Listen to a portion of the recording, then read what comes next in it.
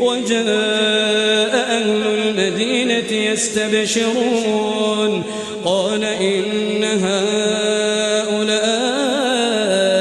ضيفي فلا تفضحون واتقوا الله ولا تخزون قالوا أولم ننهك عن العالمين قال هؤلاء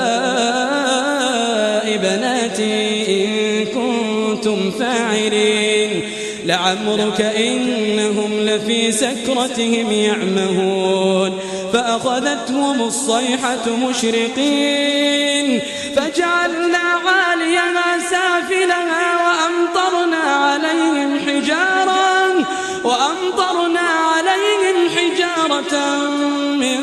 سجيل إن في ذلك لآيات للمتوسمين